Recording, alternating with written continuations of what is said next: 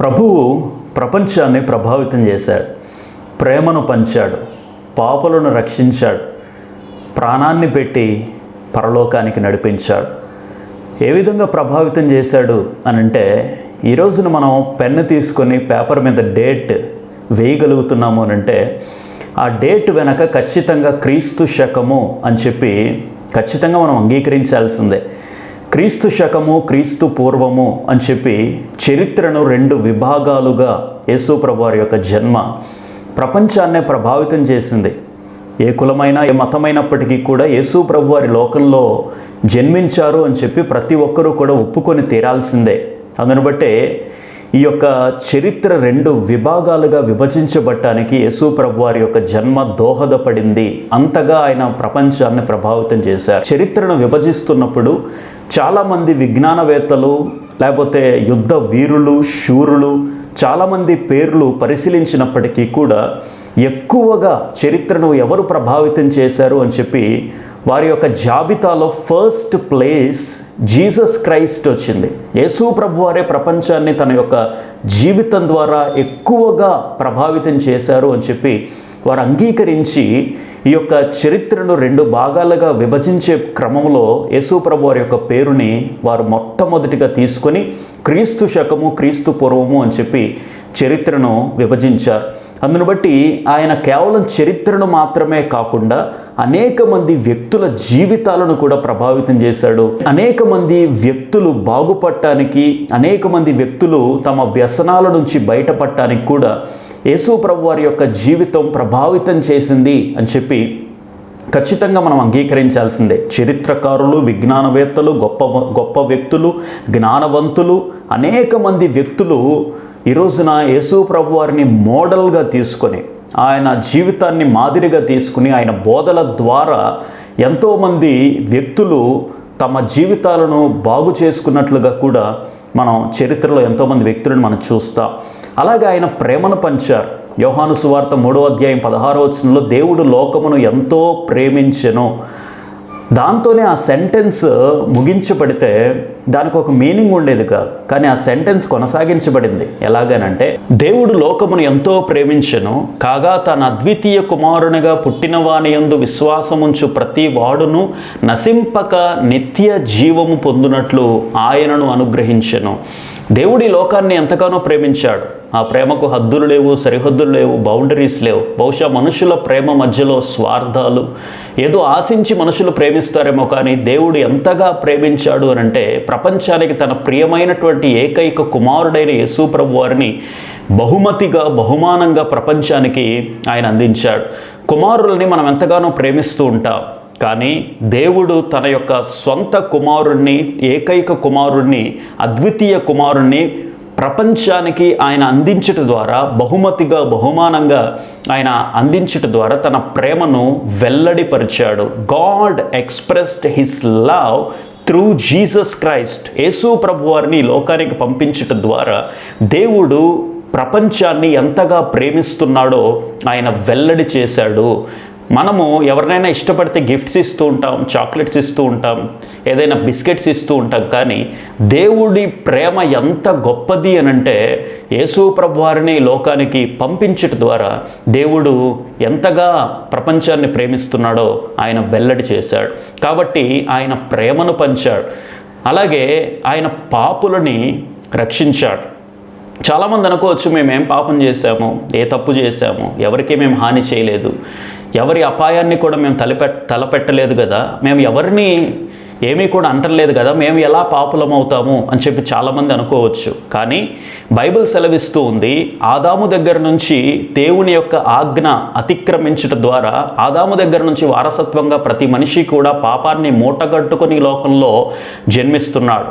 జన్మతః మానవుడు పాపి. ఈ పాపమును పోగొట్టాలి అని అంటే ఏ పాపి వల్ల కూడా కాదు. ఎందుకంటే ప్రతి మనిషి కూడా పాపిగా ఈ లోకంలో జన్మిస్తున్నాడు. కాబట్టి ఈ పాపిగా జన్మిస్తున్నటువంటి మనిషిని పరిశుద్ధపరచాలి అన్నా, పావనపరచాలి అన్నా, పరిశుద్ధుడిగా తీర్చిదిద్దాలి అన్నా, పాపము నుంచి విడిపించాలి అంటే ఆ సాక్షాత్తు దేవదేవుడే ఈ లోకంలో జన్మించాలి, పరిశుద్ధంగా జన్మించాలి, పరిశుద్ధంగా జీవించాలి. అప్పుడే ఆ పరిశుద్ధమైనటువంటి ఆ దేవుణ్ణి నమ్ముకుంటేనే ఆ వ్యక్తి పాపం నుంచి విడిపించబడతాడు. యేసుప్రభు జీవితంలో అదే కనిపిస్తుంది.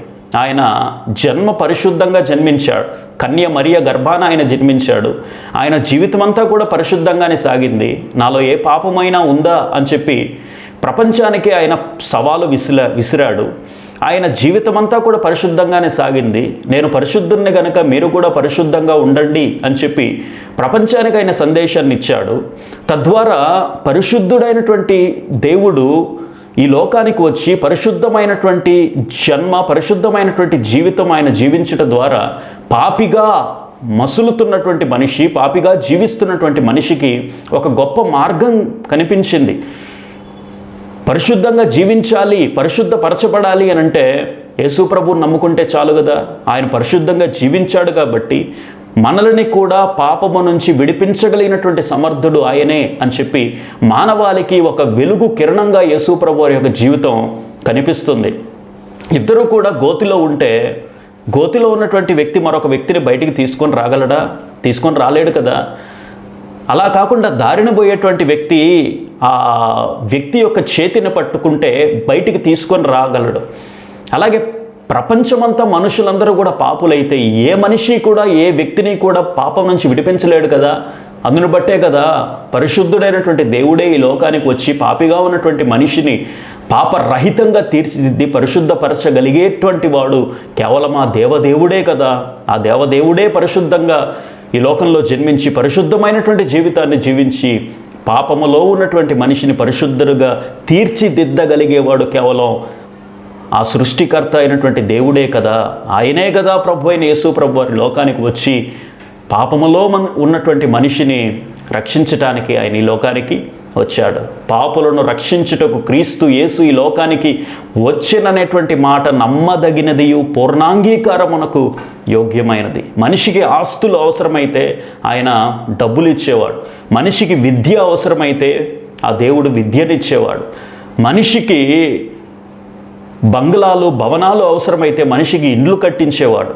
మనిషికి వజ్ర వైడూర్యాలు అవసరమైతే దేవుడు బంగారాన్ని ఇచ్చేవాడు. మనిషికి అవసరమైంది రక్షణ.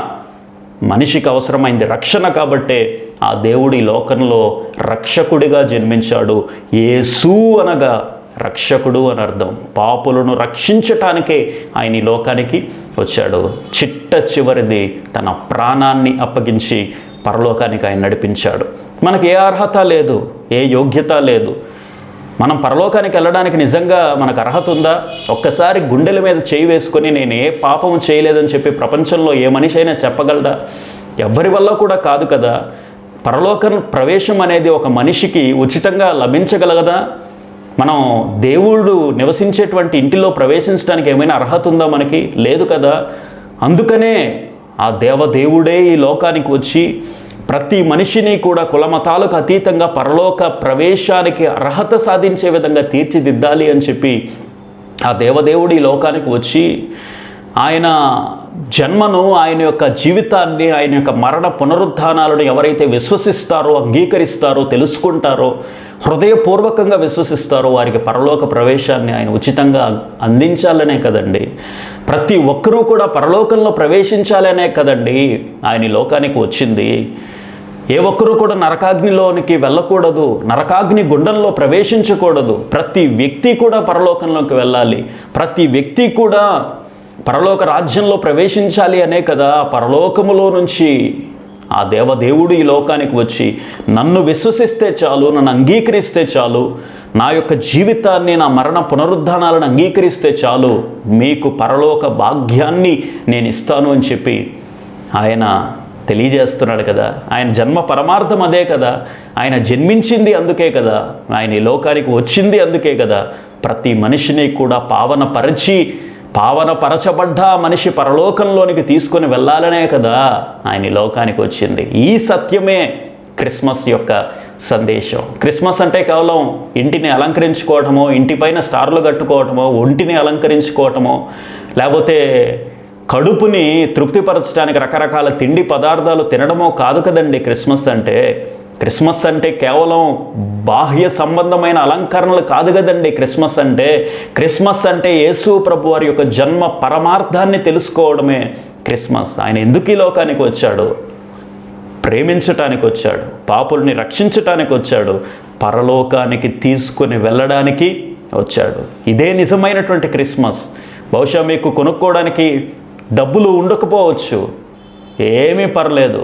క్రిస్మస్ని సాదాసీదాగా జరుపుకుంటున్నానని చెప్పి బాధగా ఉంది, పర్లేదు. క్రిస్మస్ని జరుపుకున్నా జరుపుకోకపోయినా యేసు ప్రభు వారిని అంగీకరించినటువంటి ప్రతి వ్యక్తికి ప్రతిరోజు క్రిస్మస్సే, సంవత్సరం అంతా క్రిస్మస్సే.